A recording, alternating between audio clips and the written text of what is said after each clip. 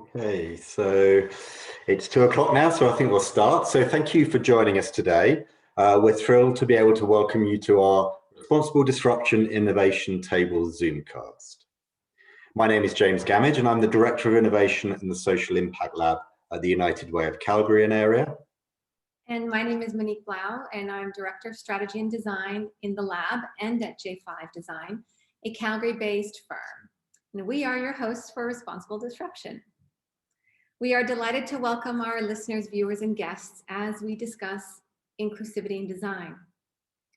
And before we begin, in the spirit of our journey to promote reconciliation, I would like to honor the truth of the shared history and acknowledge Treaty 7 territory and the traditional lands of the Blackfoot Confederacy, which includes the Kainai, Siksika, Piikani, Tsuut'ina, and Stoney Nakoda nations, including the Chiniki, Bearspaw, and Wesley First Nations.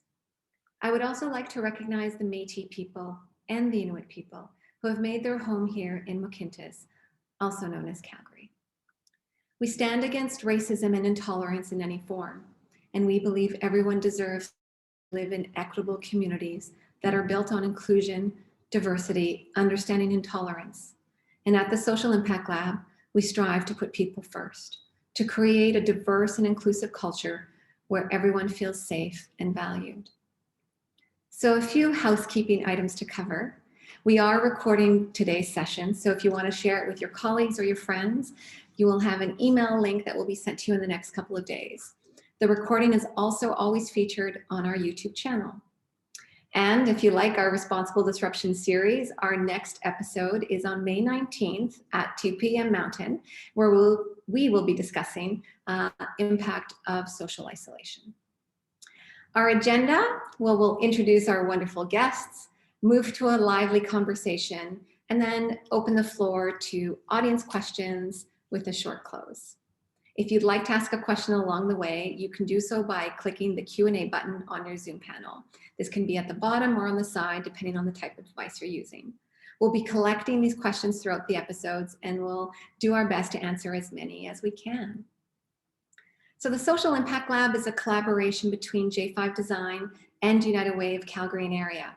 And it is our response to the disruption that we see happening in the social sector.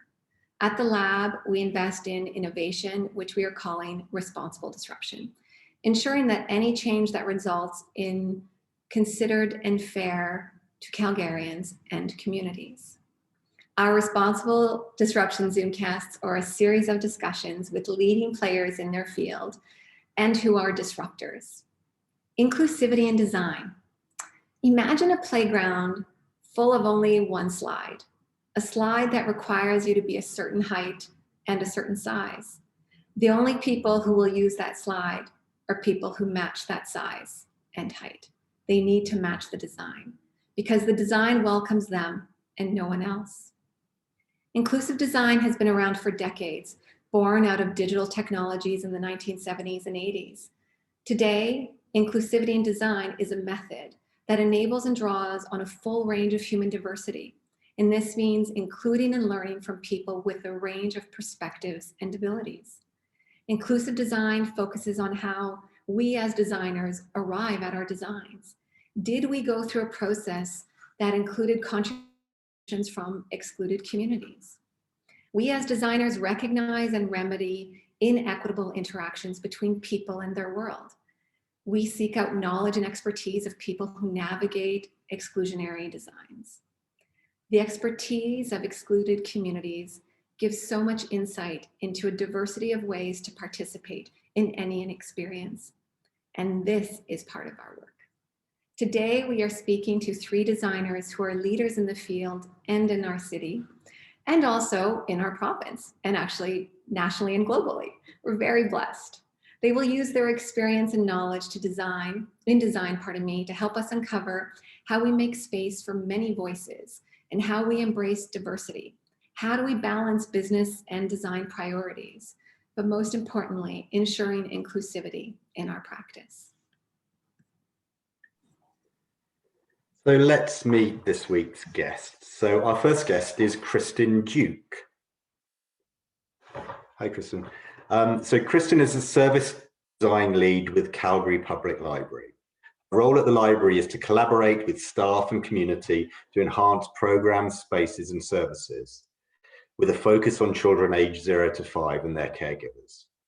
With a background in early childhood education, her approach to her work is grounded in her understanding that young children, learn best through play. She has a passion for community-based research and development to enhance knowledge of child's development and their relation to practice, supporting proactive education and prevention. Welcome, Kristen. Next, we have Chris Kelly-Frere.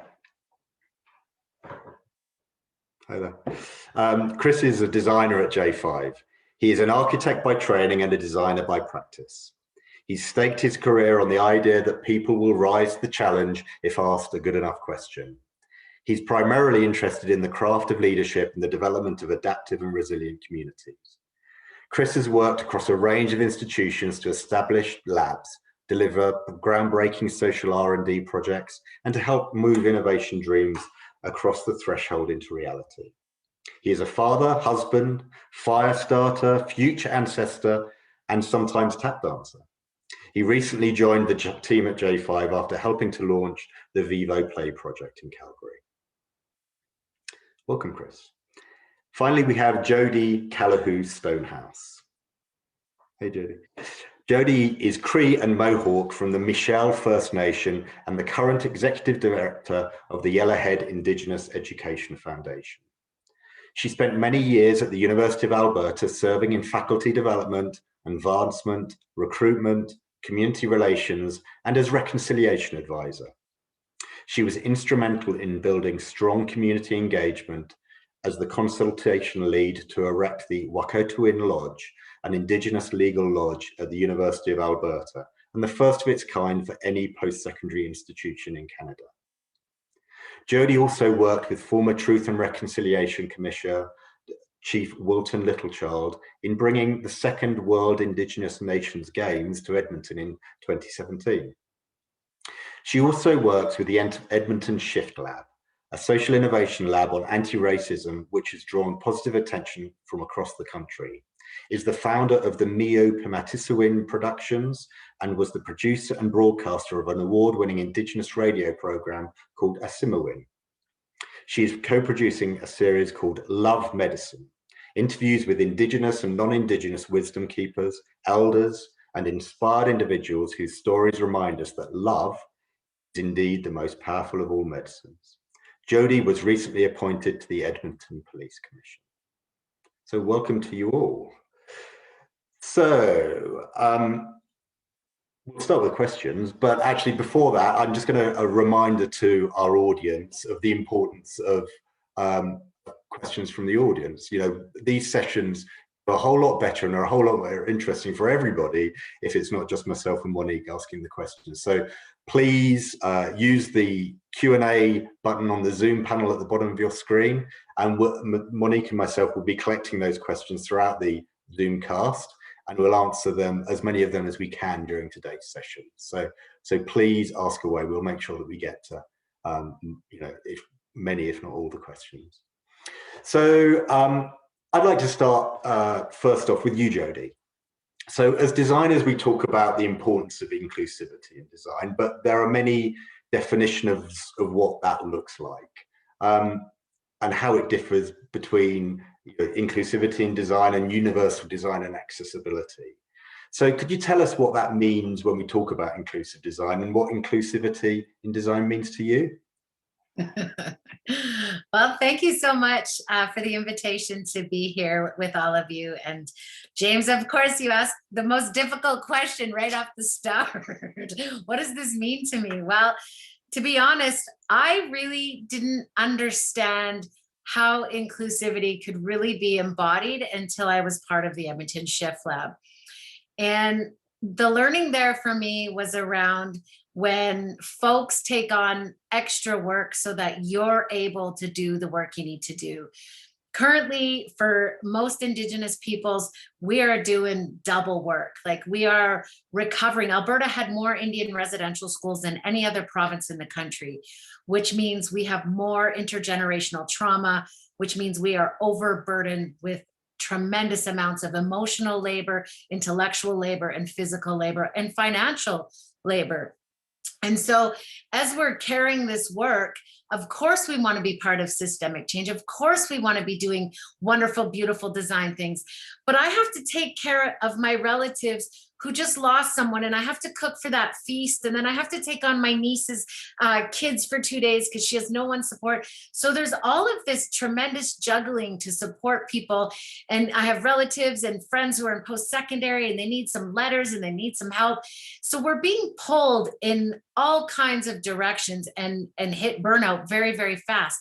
But what I learned with the Edmonton Shift Lab was that it was okay to ask for help, and that in order for me to be included, I needed those folks to take on work that normally would be expected for me to fulfill those responsibilities and obligations. But in order for me to fulfill my responsibilities and obligations to my community, to my nation, and to my relatives, I needed someone and others. There was multiple people who took on that role. So for me, inclusion meant that others had to do work that maybe they weren't necessarily comfortable doing or had done before. And sometimes that meant they helped me cook for the feast, or they drove with me out to community, or they answered the emails that I wasn't able to get to, or they co-designed the lab and then came back to me and said, what do you think? We know you're really busy. So inclusion for me meant making exceptional space and taking on work that maybe necessarily wasn't their work, because as Indigenous people, as we are healing, as we are coming out of the trauma, we are doing double duty work. We want our people to be well. We want our communities to be well. And that means that we're doing the deep dive into all sorts of things. So I was looking at your website for the Shift Lab earlier, and you've shifted or developed your thinking and positioned Shift Lab 2.0. Have inclusive design principles shaped that shift? Is that what you're talking about with the Shift Lab? Not necessarily shaped where we went.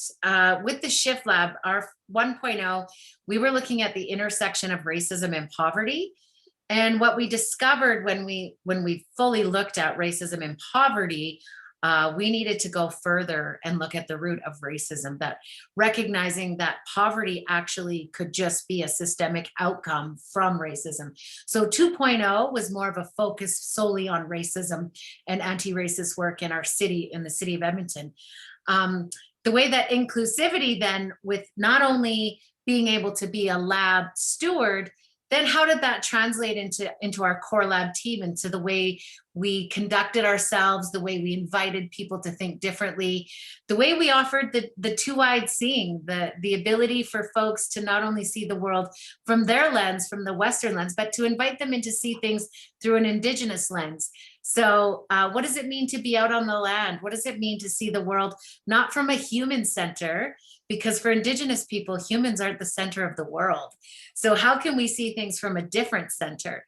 So, which means we're taking in the animals, the four-leggeds, the two-leggeds, the winged ones, the trees, the non-humans, the spirit beings. They all have equal agency to the human being.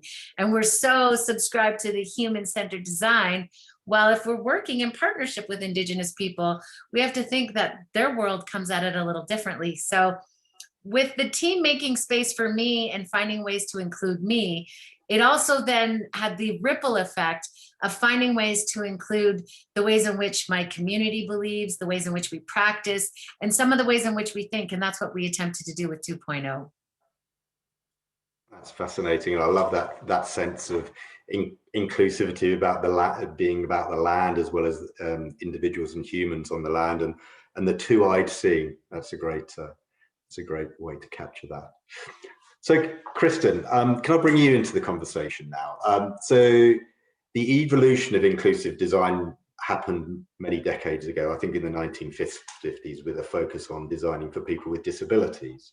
But inclusive design has really evolved as a concept. What does the inclusive design landscape look like today? And what would you say are the main principles of inclusive design?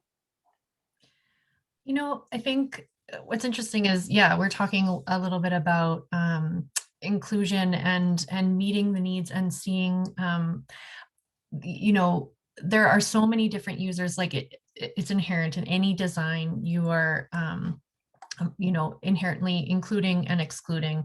And so really, I think a big part of it is having that understanding that that no design is ever final. That this, like, inclusive design really does consider the full range of human diversity, with respect to ability, language, culture, gender, age, and all the other forms of human difference, but really thinking about it in terms of the way that, like, not one design can fit all.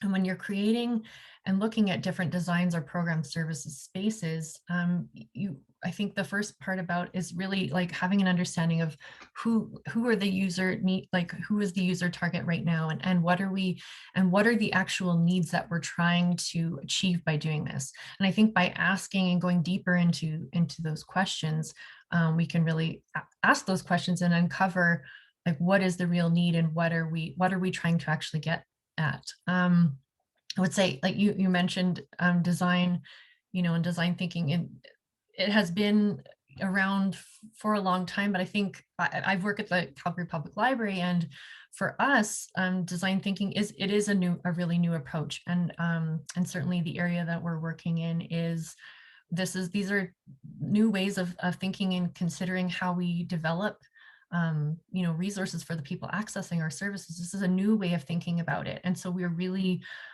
excited to be part of that more mainstream conversation around, well, what is design thinking and what does it involve, and what are the different stages in terms of getting to know the people that you're trying to serve, and what are the questions that you need to be asking, and who are the community groups that you need to be connecting with, but also having that understanding that I was mentioning, that nothing is ever really final. I think there's that opportunity to start and to pilot and to try, but then to go back and ask again, like, is this really meeting the need that we intended, and who else is, you know, who else have we excluded in this, and continuing that process. So I think for us, it's a new journey that we've been on, and a new conversation to be part of. And I'm really thankful to be part of the conversation today, and to talk about how that has shifted.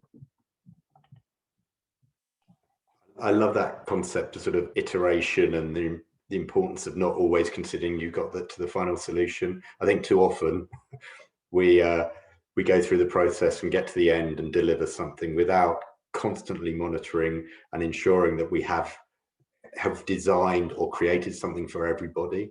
And, you know, there's always nuances and elements that you can bring in through your learning once something is prototyped or actually launched. So I love that concept.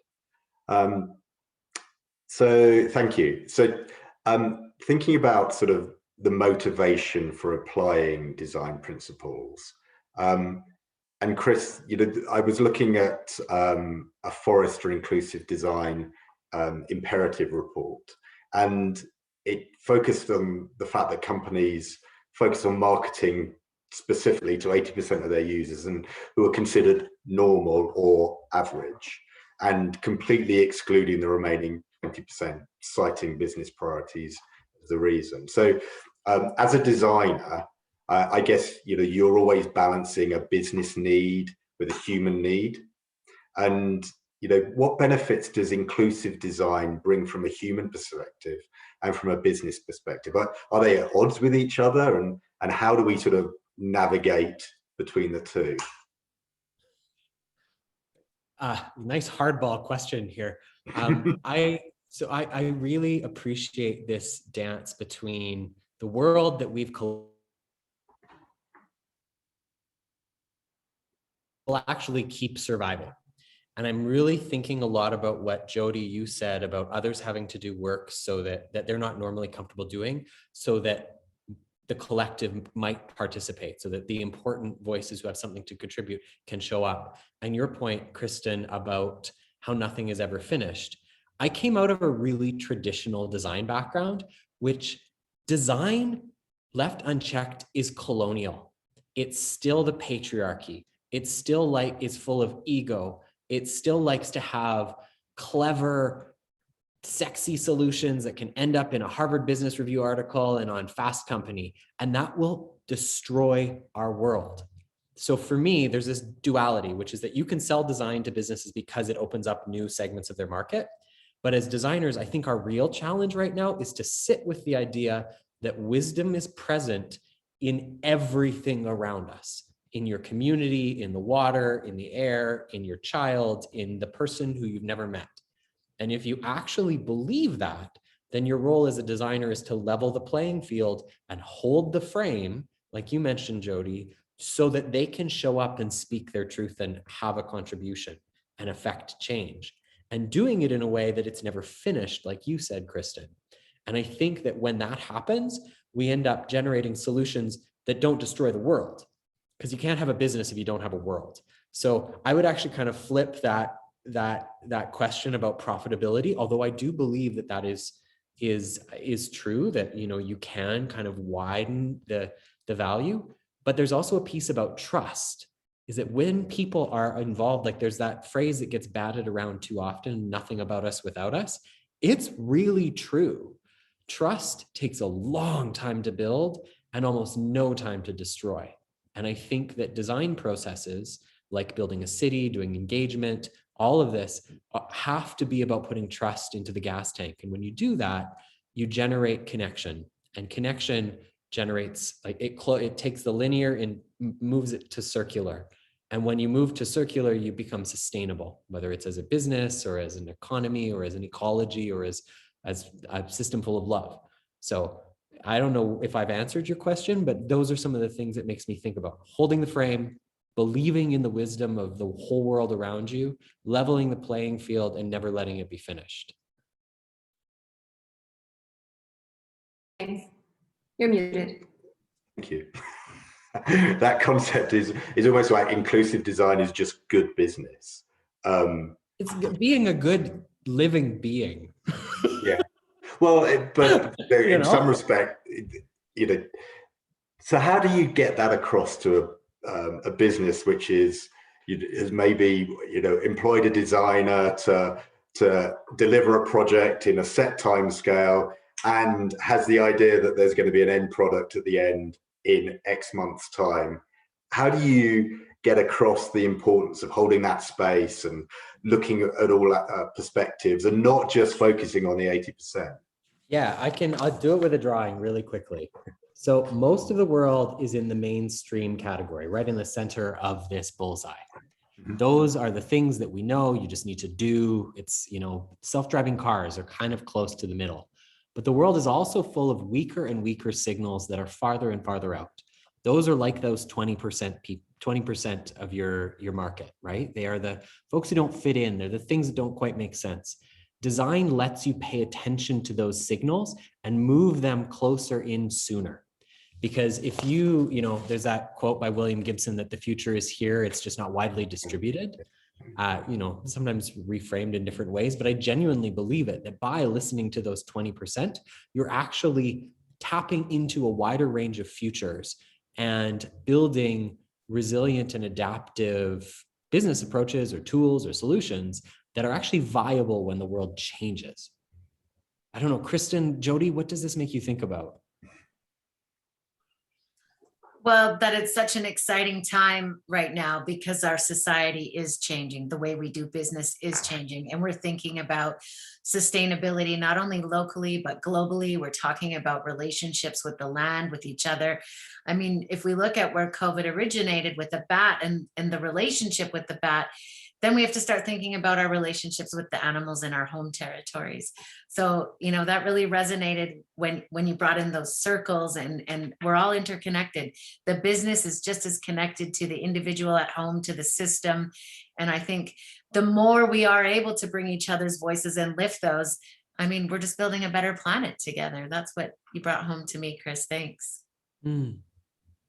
Yeah, and I would add that too, that I think that it's, you know, it's sometimes it's scary because you know, if it is a new way of being and a new way of engaging, you look to other, you know, other contexts or other organizations who are doing, you know, similar ideas, and or who are on the same journey, to be able to learn from that, to be able to point to that. And I think that that's what's so brilliant about it right now, is like uncovering those things, you know, all the things that you didn't know, and being able to have that connection, to see it done in other contexts, and then taking that and building it into your own frame. I think there's just, I mean, there are really endless possibilities. And I think that it's a mind shift and a culture shift within an organization, to be able to come to a place where you have to be okay with something not being final.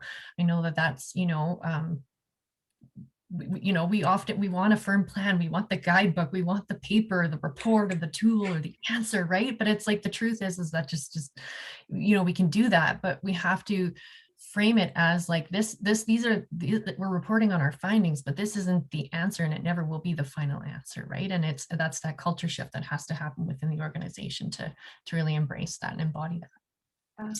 One of the things that's brought up for me, Kristen, is when we're doing our beadwork for our regalia, we're taught that we have to put a bead that doesn't match. We have to make an error, specifically designed error, because nothing is perfect.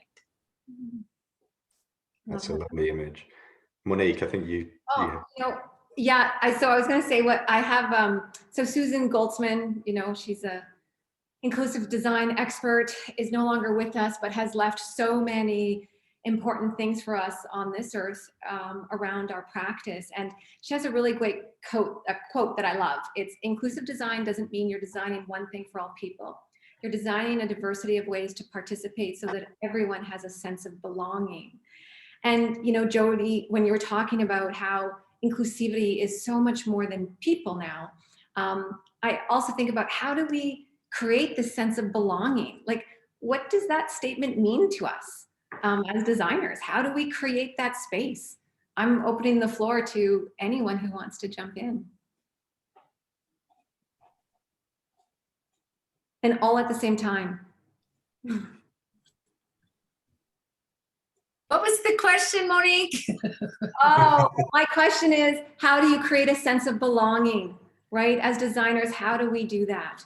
Because that sense of belonging is so important when it comes to design, right? We desire that there is active co-creation, active participation, real presence of the individuals with whom we are designing. That idea of trust also comes to mind. So that's my question. How do we build this sense of belonging? How do we get to a state where the trust is so high that people feel like they should be there? I'm pretty fortunate and blessed to be able to draw on a lot of the traditions and teachings from multiple Indigenous groups across Turtle Island. And, you know, when you start in prayer or in ceremony or giving thanks or being humbled, and often elders, when they open up a talk or a ceremony, they remind us of the simple things to be grateful for life, to have our breath, to have each other. And so oftentimes when we start off, you know, and being humbled and being grateful and appreciating each other and this time together to do what we are set out to accomplish, sometimes creating that safety in that way really allows for people then to feel safe enough to express what it is that they need. So we all have different needs when it comes to feeling welcomed. And part of our job as stewards was figuring out, how can we make a space safe enough that people can express to us what it is that they need? And particularly when we were discussing racism, many of our folks were triggered, and it raised very volatile emotional responses. And so we had to be, you know, really warm and loving and open to, how can we support people so that they feel welcome to contribute? And how can we make others feel safe when they're feeling uncomfortable by the way a particular person is reacting? It's not necessarily about you or to you, it's about their experience. And so that takes work. That means bringing in sometimes expert psychologists to train people on how to listen deeply. Sometimes that means taking advice from elders on how do we open in a good way and support each other. It meant going outside of our area of expertise and asking others, how can we really support people, particularly when we know we could be triggering people's emotional stuff, their trauma. And so that was, what some of our learnings around, making people feel like, making space so people did feel like they belong. Okay, can I build on that, Jody? Like I all of that resonates so deeply, and it makes me think about, potlucks as advanced social technology. And it's kind of a joking thing to say that, like, we know how to do this. We know how to be human. And we know how, like, what it feels like when you get to show up as a whole person. And I think we're in an interesting place right now too, where sometimes you have to speak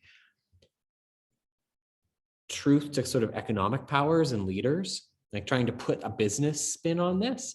And for me, I sometimes use risk management as a framework with senior leaders to say, like, if people show up afraid to talk about certain things, they're not going to tell you the risky thing that they notice that might cost them their job.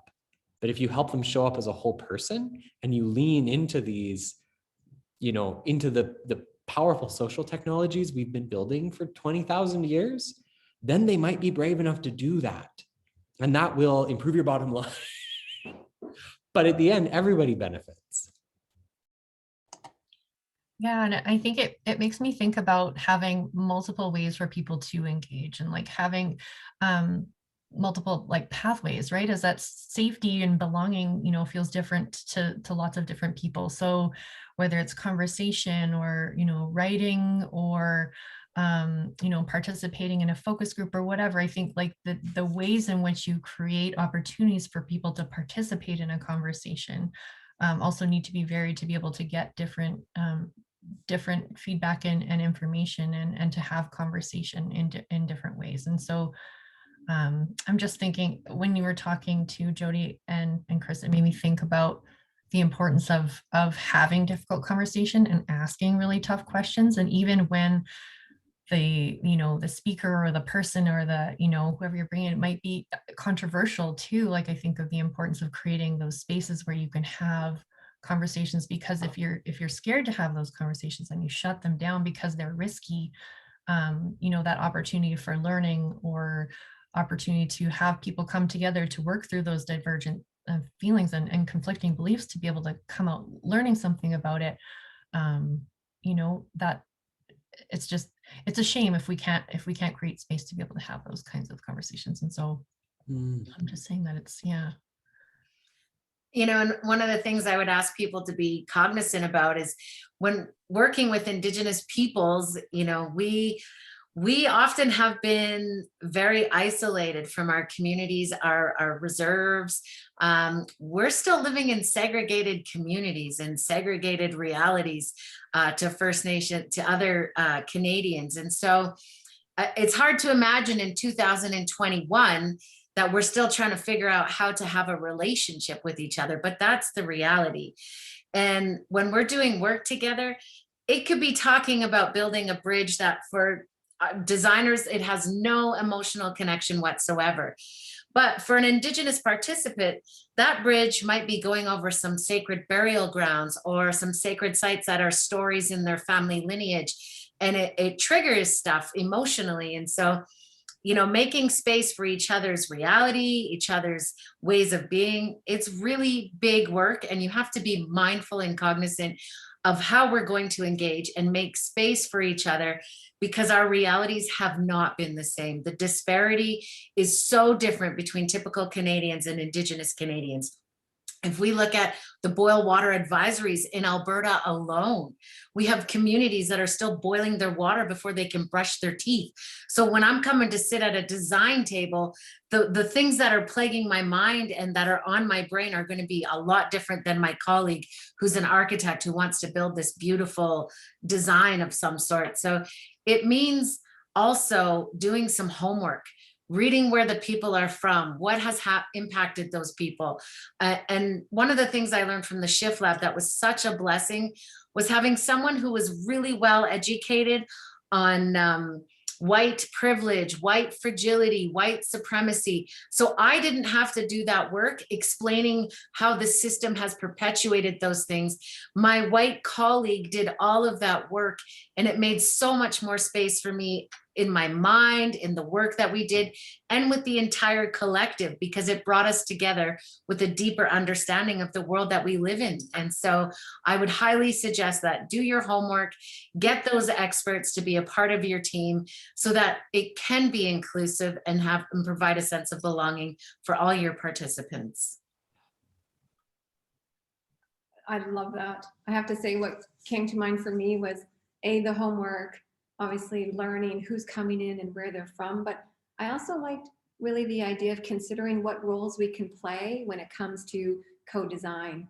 You know, when we're bringing people in, what is my role today compared to, you know, designer colleague, or of in fact, you know, the people that are coming in to co-design with us. So I'm curious as to what roles you see coming about in our design practice and when we're thinking about co-design.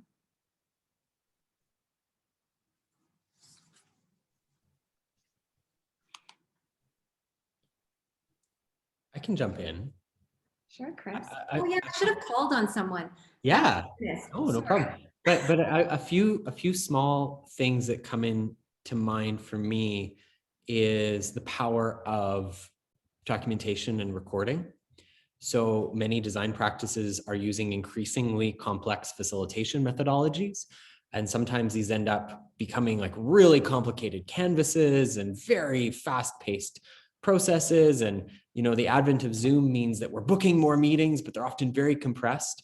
And so being showing up to document and to amplify the voices that happen in a session as a designer, I think is really powerful. And being really aware to try to represent what was said as it was said, and to check for that, not to pass it through, you know, like we've brought up that question of white fragility and what that can do in terms of what you write down as someone's needs. Like, am I coloring that with my own experience, with my own fears, with my own, what I'm uncomfortable with? I think that's one role.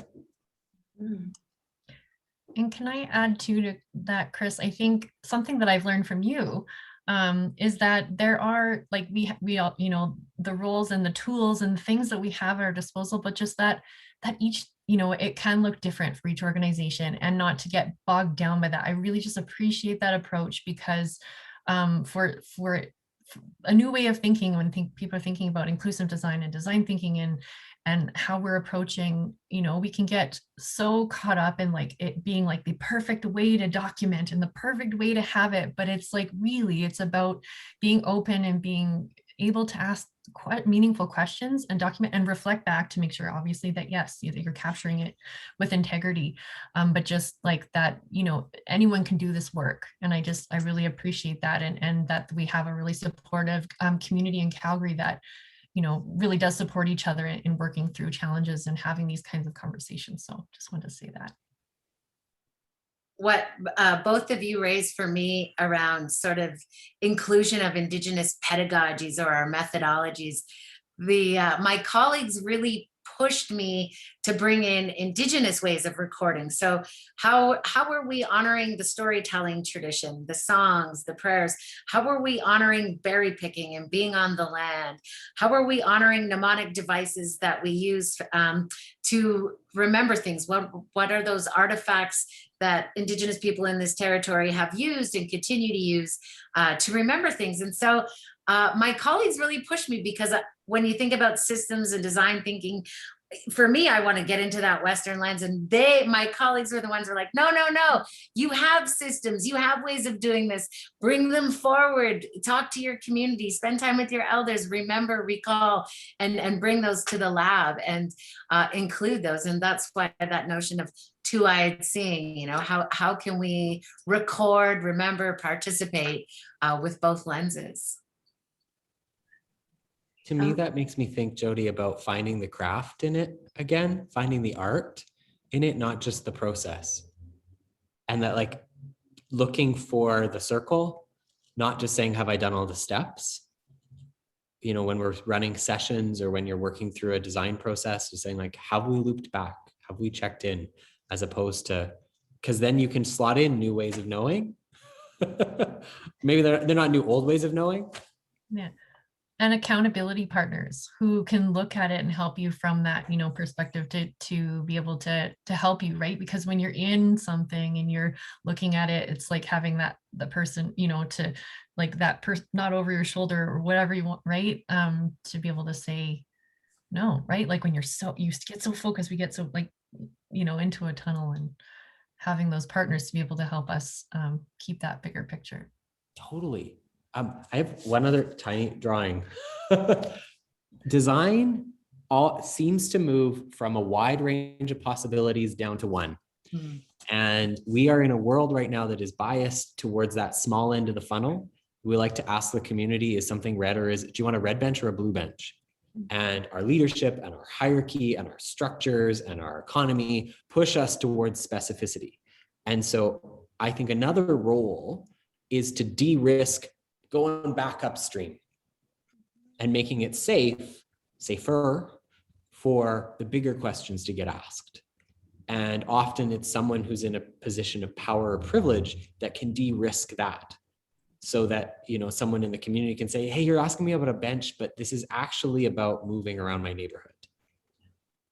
Or this is actually about poverty, or this is actually about systemic racism. And sure, you want to choose which bench you want to install in the street green line committee, but this is not what we're talking about. Anyway, sorry, that's like a bugbear on my own. That's how structural racism presents itself, right? That institutional racism, it shows up in benches, in all kinds of systems.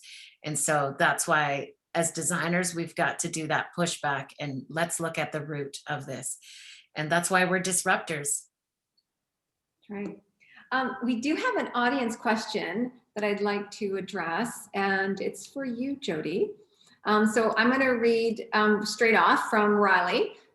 Jody, I absolutely love the question on Shift Labs. How might we create encouraging pathways that help potential allies for racial justice overcome white fragility? So how do you see moving forward in design with this, especially in the current and historical non-inclusive context of Alberta? Opening the minds and designing with communities who may have pushback on true belonging and trust. Well, isn't that a great question, Riley? Just let me get my magic wand. You know, for me, what I witness and experience time and time again is that it's relationships. And that goes right back to our treaty engagement. Like, we are in relationship with each other, and we have to remember or relearn or learn for the first time how to be in relation with each other. And being in a relationship means we also have to know about ourselves. And so if there's some fragility happening, that's the responsibility, the onus is on that fragile person. Similarly to the trauma, I am fully aware of what my triggers are, and it's my responsibility to let my colleagues know. If we're going to talk about the Indian residential schools, that's going to trigger me. I'm just going to give you the heads up. This is what's going to happen. If we're going to talk about incarceration, that's going to trigger me, and here's why.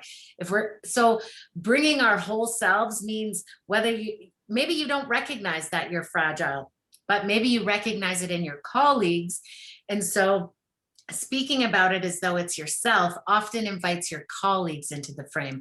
So sometimes we have to be the model so that others can follow behind us. And it's work in being in relationship.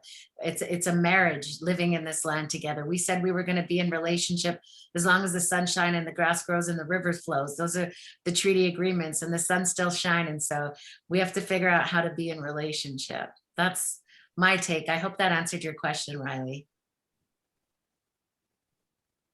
I'm sure it did. He'll tell us if it didn't, but thank you, Jody. You know, one of the comments that's through our chat, and I think it's an interesting one, and it's more of a question, but who needs a seat at the table when discussions are had on the development of inclusion work? You know, and without tokenizing the voice of an individual or a group, but who needs to be at the table when we're thinking about inclusion work? It's a big question, Vanessa. Well, I think specifically, what are we talking about? First of all, are we talking about an education system? Are we talking about architecture that's going to go downtown? we need to know who's part of the system, and then how do we include all those participants to somehow contribute, be a part of. And we did spend a lot of our budget on, we put out a typical please apply online, and I was like, that doesn't reach everyone. Not everyone's online, and we want folks who are struggling with homelessness and addictions to be a part of this, because they also are facing racism. So I think we need to actually go down to Boyle Street and offer people, some sort of compensation to bring their wisdom, to share their insights with us. So you have to be willing to go outside of the box and get uncomfortable and say, I want to know everyone's ideas, and this is where maybe it might influence, it might not, maybe we'll learn from it, maybe we won't. You have to take some risks and be willing to invest, be willing to compensate people. Just because you get to go home to a nice house and a bed and a meal doesn't mean that everyone does. So making space in your budget to compensate people adequately, I think that's a really important piece in inclusivity. So we have another great question from our audience. So I'm going to ask this of you as well. And maybe Chris, I'll ask this of you. So it's from Zoe. And the question is, how would you explain the difference between inclusive design and universal design?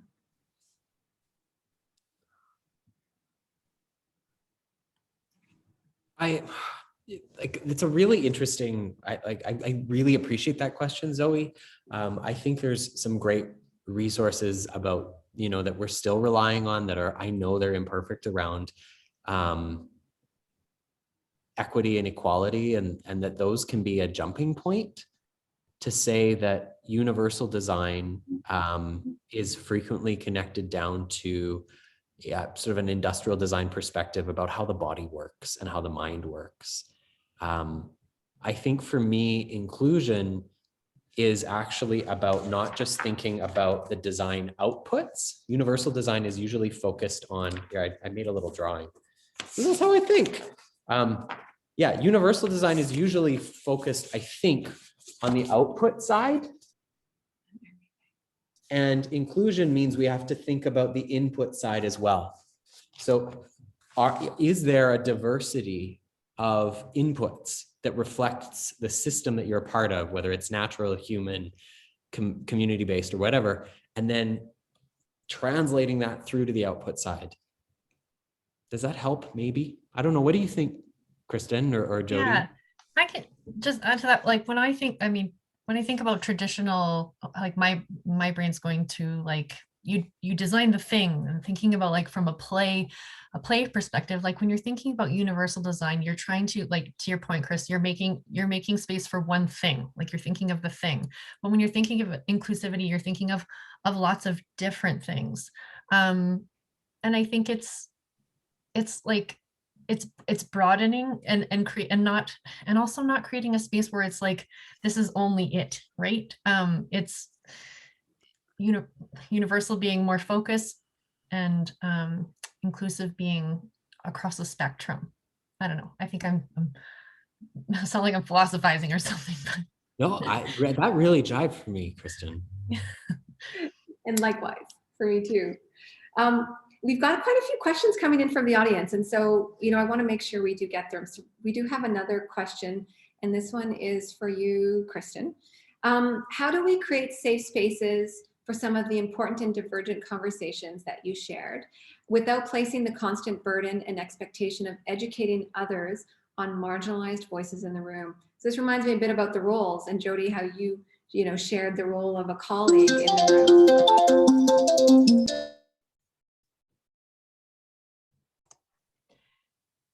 Yeah, so I think when you're, I think giving people opportunities to prepare and inviting them into, if you're going to start a conversation about something, definitely giving materials or resources, links, and giving sort of a we like to talk about it, we do professional learning and those kinds of things in our organization, is giving a bit of a pre-assignment before you come in, and that gets people, I think, into a mindset, and to give them an opportunity to reflect and to ask them questions even before they're coming. So I think, like, when you're thinking about gathering people and bringing them together, like the gathering itself really starts before the actual gathering.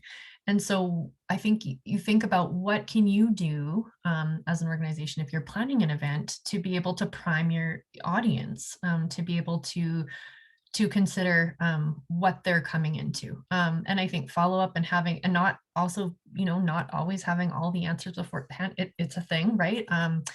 So being able to create a system so after your event, again, it's not done, but an opportunity for follow-up and conversation and resources afterwards. In terms of creating, space for people who are attending a session, who may be in a position where they're coming in with varying levels of vulnerability, or they're a marginalized group. I think having obviously like an effective moderator to be able to manage and ask questions and ensure that the conversation stays focused on the topic and doesn't go into a situation where to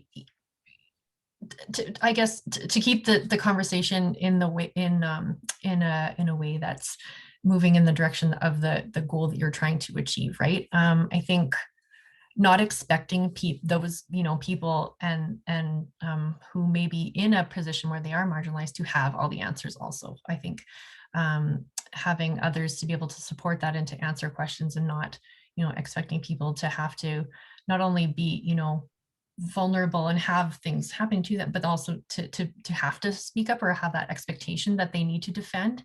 And I think that's a big part of like when you're preparing who is joining the conversation, and how having a bit of a strategy around how you can address concerns that come up in the conversation.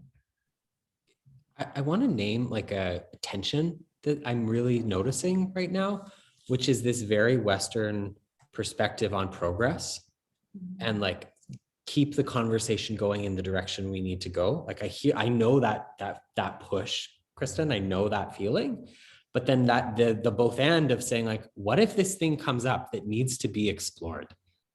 And how do you hold space for that and not say that that's unproductive and inefficient? And it makes me come back to the pre-work that we can do around creating a place of abundance, like enough budget, enough space, enough time, because so often it's this scarcity mindset that puts us into a place where, oh, that can't be on the table.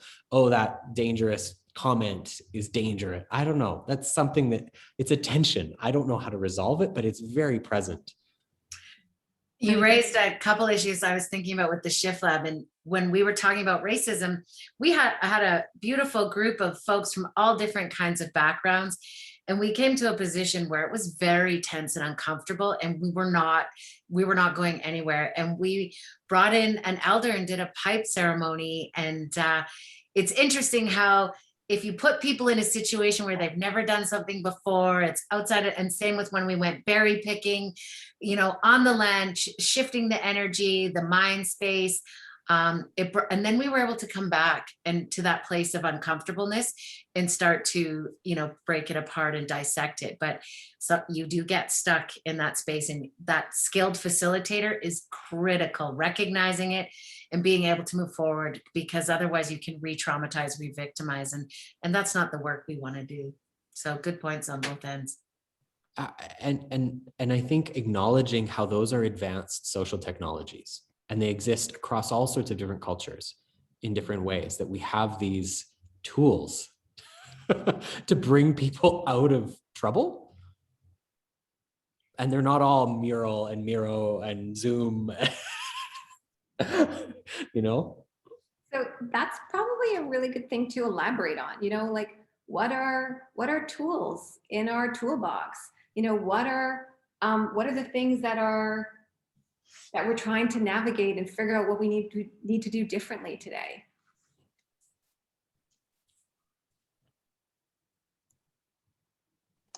I'm looking at you, Chris. Off the top of my head, I think like if you were looking for something to learn about tomorrow, I would say an imperfect place to start would be to explore GBA plus, like gender-based accountability plus, which is a thinking framework that the federal government and many governments have adopted short simplified version is saying you need to be able to name and understand all of the different lenses and filters you use to look at problems, and gap find and say, do I have blind spots? Do I not? And using some of the most obvious ones around gender bias as a starting place. You know, is this just designed for men, cis white men? Oh, if it is, problem. So that might be a trailhead. We at the Shift Lab tried to make all the tools that we use throughout our entire process throughout the 5 years with both iterations available online. It's at www.shiftlab.com. So I invite folks to access those and to write us if you have any questions. One of our target ideas was that we want to make sure whatever we do is replicable, and we want to share it and make it accessible for both community, inclusive work, city work, urban work, rural work, whatever we're doing. We want to make sure that the tools are accessible. So we welcome folks to come and access them. What about you, Kristen? What does it make you think about? Yeah. I am thinking that I think that we're so blessed. I just reiterate kind of what I said earlier, and just that we have this community in Calgary where we can connect with each other to be able to ask questions. I think developing or finding a buddy, that would be, it's not necessarily a tool, but maybe more of a strategy around making friends with an organization that you know that is working through challenges and going through a design process on something, and see if there are learning opportunities. So I think asking lots of open-ended questions, and asking about process, and asking about the nitty-gritty and the things that worked and the things that didn't work are really important. And having a buddy and having that other person to be able to engage with is really helpful, because as you know, as an organization, you can get so down into the weeds of what you're looking at that sometimes having that outside perspective and having a different lens can really change things for you and help you to uncover some different possibilities and ask different questions. So that would be my advice. Awesome. Thanks, Kristen. So we have 1 minute left. So I do want to ask one thing. There's one thing you can leave for our audience today. What's the one thing you want to leave them with? One thought on this topic. For me, it's take a risk, you know, be willing to have that conversation with someone you've never spoken with before, and don't be afraid to be vulnerable with each other. Yeah, to build on that, I think not even if you don't know if you're asking the right question in the right way, don't let that hold you back from asking the question, right? Because we can I think talk ourselves out of a lot of things. And I think that even, you know, having that opportunity and if that question's coming up, then there's obviously a reason for it. So yeah, having that courage and faith and doing it and being humble about it and being okay with apologizing and connecting and having that dual conversation if you need to, if you know, because it's a learning process. So yeah. Chris? Yeah, I'm really always trying to sit with this idea that I'm more ignorant than I am wise, and looking for and believing that there is wisdom in all the things around us. And I also am sitting with the idea that racism and fragility are like a flood. And what do you do with a flood? You slow it down, you spread it out, and you soak it up. And it takes time to do that, and it takes space to do that. Thank you. Thank you all. Chris, Kristen, Jody, it was great, wonderful conversation. I'd also like to thank our viewers and listeners for staying with us. And if you want to continue to have this conversation with us, you can find us on Open City, Instagram, Facebook, and LinkedIn. Today's session was recorded, so the link will be shared with you via email. You can also find it on our YouTube channel for the Social Impact Lab. And a reminder that our next episode is the impact of social isolation. And we invite you to register today. That will be at 2 p.m. on May 19th. Thank you again for joining us. We hope everyone is safe and staying healthy during these very strange times that we're all living. Thank you.